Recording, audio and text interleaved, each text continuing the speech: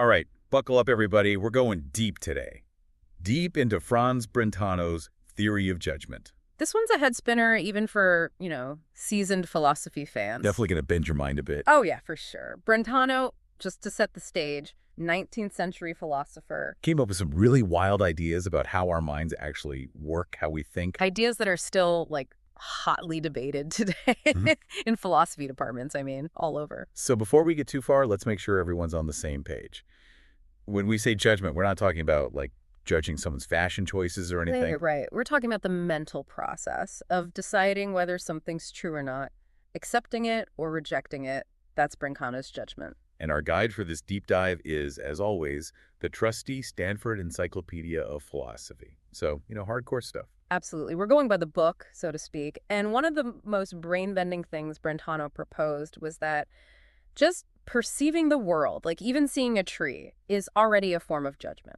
Wait, hold on. Just by looking at a tree, I'm already judging it. That's what he says. I thought those were separate things, perceiving and judging. You'd think so, right. But Brentano, his argument is that when you see a tree, you're not just passively taking in its shape, color, all that.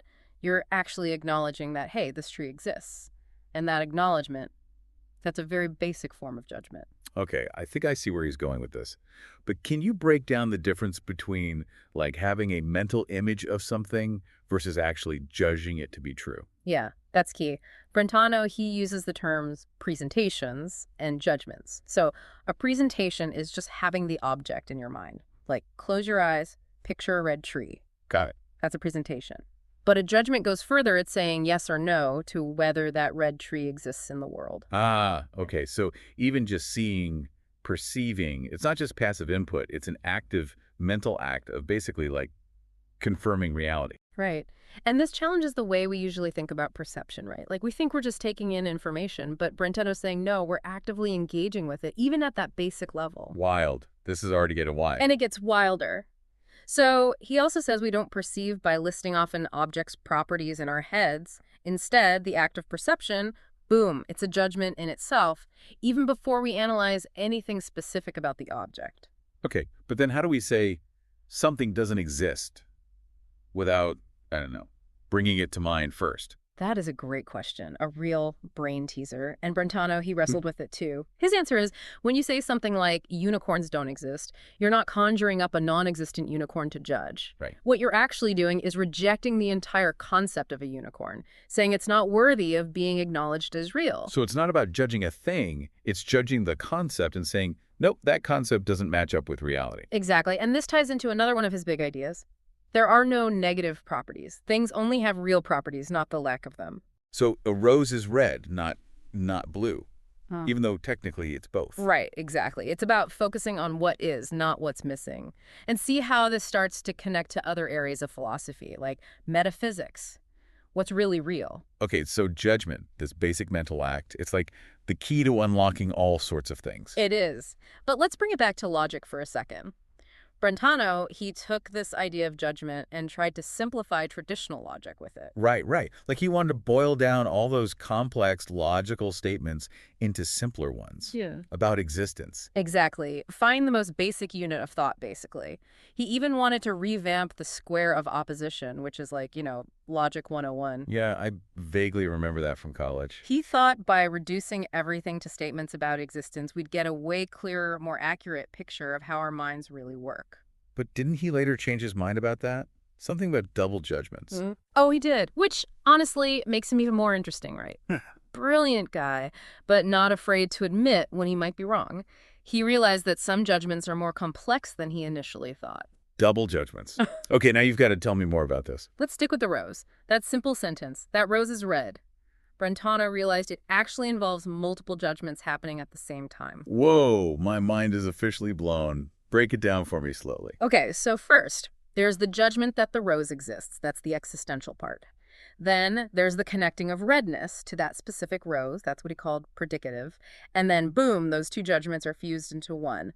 That rose is red. So even a simple sentence, it's like a whole mental symphony going on behind the scenes. Exactly. Our language, it hides all that complexity. But Brentano, he saw it. And that realization, well, that's where things get really interesting. It's a lot to wrap your head around, right? This idea of judgment, it seems so simple at first, but then it just explodes outward, affects how we see the world, how we think logically, even what we consider real. Yeah, no kidding. It's like suddenly realizing there's this whole hidden dimension to, well, to basically everything. Exactly. And it all comes back to Brentano's point that judgment isn't some kind of, abstract logical thing. It's woven into the very fabric of experience, how we interact with reality. Okay, I'm with you on that. But I gotta be honest, I'm still kind of stuck on the whole perception IS judgment thing. Couldn't you argue that seeing something and then judging it are actually two separate mental actions? Oh, for sure. That's a totally valid point. And lots of philosophers have pushed back on Brentano about that very thing. He admits, even Brentano, that there are times when we might see something, but not fully trust our senses. Right, like think you're hallucinating or something. Exactly. So is that still judgment? Brentano says even then, yeah, we're still engaging in judgment, but it's kind of a conflicted judgment. We might register the visual input, like, say, you think you see a canary. Uh-huh. But at the same time, you're rejecting the idea that the canary is actually there in the world. So basically, our minds are even more of a mess than we thought. We can have conflicting judgments happening simultaneously. That's right. And that leads us to what Brentano called higher order judgments, the judgments we make about our own judgments. So in the canary case, your higher order judgment that you might be hallucinating, that overrides the initial judgment that, hey, there's a canary. So it's like our minds are constantly checking and rechecking our own perceptions, creating these layers of judgment on top of each other. Exactly. It's this constant interplay of judgments that really shapes how we understand things. But Brentano, he wasn't only interested in perception, he was also really concerned with logic. Remember how he wanted to use this judgment idea to simplify traditional logic? Right, yeah. It's like he was trying to, I don't know, streamline it, get to the most elegant logical principles. Yeah, he wanted to sort of shake up centuries of tradition, show that the whole square of opposition thing, a core concept in classical logic, it was actually based on a misunderstanding of judgment. So instead of saying, all dogs are mammals, you'd say, remind me how that worked again. A dog that isn't a mammal doesn't exist. That's how Brentano would put it. Translate everything into these existential statements. Right, right. To make logic more reflective of how our minds actually work. Exactly. But then, as we said, he had a change of heart.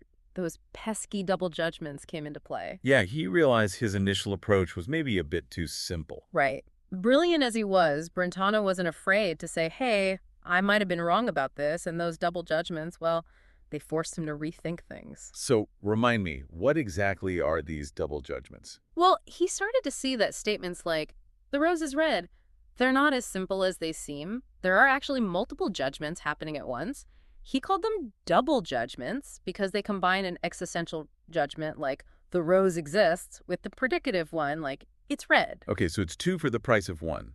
A two-step mental process. Exactly. First, you acknowledge the thing exists, the existential part. Then your mind links a property to it. That's the predicative part. And boom, those two judgments fuse into one. That rose is red. So even something super simple, it's actually hiding a ton of mental activity. Right. And this realization, well, it made Brentano go back and reevaluate his whole attempt to reduce judgments down to just one type. So what happened? Did he completely give up on the existential judgment idea? No, not totally. He still thought they were super important, especially for perception. But he came to accept that not all judgments could be squeezed into that format. It sounds like he was a real intellectual trailblazer, always pushing the boundaries, questioning his own ideas. Absolutely, and that's what makes his work so fascinating. Always digging deeper, always searching for a more complete picture of the mind. You mentioned earlier that Brentano was also concerned with these, what did you call them? Fictitious objects. What was that about? Oh, right. Yeah, this is another cool part of Brentano's thinking. He was really careful to separate real objects, like the stuff that actually exists in the world, from those that are, just made up by our imagination or language. He called those made up ones fictitious because they don't have a real existence, even though we might talk about them as if they do. So like unicorns and dragons and stuff. Yeah. Fantasy creatures. Exactly. Or even abstract concepts like, justice or infinity. Brentano was worried that if we relied too much on these fictitious objects in our thinking, it would lead to all sorts of philosophical problems. Okay, that makes sense. But then how do we judge things that don't actually exist? How does that work with his whole theory of judgment? Well, Brentano's view was that all real, genuine judgments, they have to be about real objects or properties. When you judge, you're either saying, yes, this exists, or no, this doesn't exist about something in the world. But what about negative judgments? Yeah. Like if I say unicorns don't exist, isn't that judging a fictitious object? Great question. And Brentano had a really clever way of dealing with that. He said that negative judgments, they don't actually posit fictitious objects. What they do is reject the possibility of certain objects or properties existing. So I'm not judging the unicorn itself, but judging the idea, the concept of a unicorn, and saying, nope, that concept doesn't line up with anything real. Exactly. You're basically saying there's no object out there in the world that matches the description of a unicorn. Got it. But how does this all fit with his double judgments idea?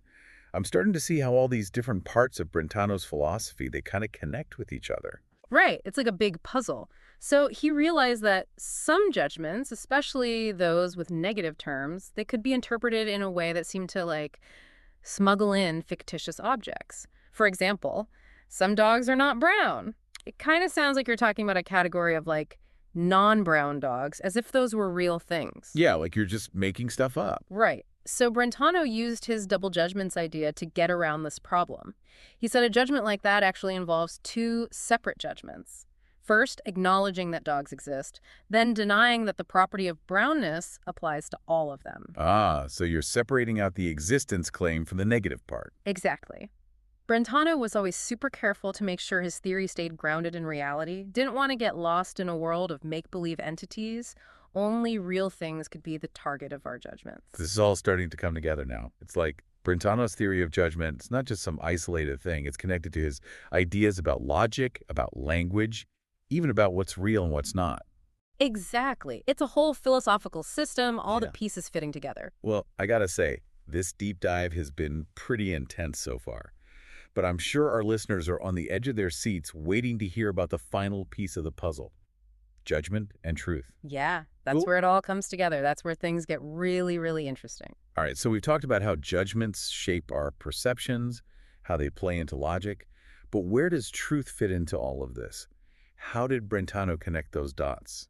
Well, for Brentano, judgment, the act of judging itself, that was the key to understanding truth. He said when we make a correct judgment, we actually experience a special kind of evidence, a direct insight into the truth of the matter. So it's like our minds have this built-in truth detector or something. That sounds almost too good to be true. It is a pretty radical idea. Brentano believed this experience of evidence, this is what separates real knowledge from just, opinion or belief. Okay, let me make sure I'm following you. So if I look up and say, the sky is blue and that judgment is correct, Brentano would say, I'm not just stating a belief, I'm experiencing something that confirms its truth. Right. You wouldn't just believe it, you'd know it. With a certainty that comes from, directly grasping the truth. But what about judgments that are more complex? Not just things we can easily check with our senses, like judgments about abstract ideas or morality. How can we have evidence for those? Now you're getting into some deep philosophical waters. That's a question that's been debated for ages. But Brentano, he thought that even in those more abstract realms, there's a form of evidence available to us. He called it intellectual intuition, a kind of insight that allows us to grasp the truth of these less tangible judgments. So it's like training our minds to see the truth, even when it's not something we can directly observe. Exactly. Brentano thought that with enough careful thought and philosophical investigation, we could cultivate this ability for intellectual intuition, and through that, gain a deeper understanding of truth in all its forms. This idea of evidence being the basis for truth, it's really fascinating. It seems like Brentano was saying that knowledge is ultimately rooted in our own subjective experience. Yeah, and that was a big shift from a lot of traditional theories of truth, which focused on an objective correspondence between our beliefs and the world out there. Brentano, he was turning the focus inward to the act of judgment itself. It seems like Brentano was always pushing the envelope, questioning the accepted wisdom, and coming up with new ways to understand the mind and how it relates to reality. Definitely. And, his ideas about judgment and truth, they're still sparking debate and inspiring new research and philosophy to this day. Well, I think it's safe to say that after this deep dive, neither of us will ever look at judgment the same way again. Brentano's insights have given us a whole new perspective on how our minds work, how we understand the world, how we even arrive at knowledge. I'm right there with you. It's amazing how philosophy can make us rethink even the most basic things about how we think. And on that note, I think it's time to wrap up this episode. But before we go, I want to leave our listeners with something to ponder. If, like Brentano argued, even our simplest perceptions are shaped by judgment, and those judgments are influenced by our own unique experiences and perspectives, then to what extent are we all living in our own little truth worlds? Is there one shared reality that we all access the same way, or are we each constructing our own versions of truth? Ooh, that's a great question to leave everyone with. It really gets to the heart of what philosophy is all about, trying to understand ourselves, our place in the universe, and the very nature of truth. So, to all our listeners out there, keep thinking, keep exploring, and maybe you'll discover your own unique truth world along the way. Thanks for joining us on this deep dive into the mind of Franz Brentano. We'll see you next time for another adventure in the world of ideas.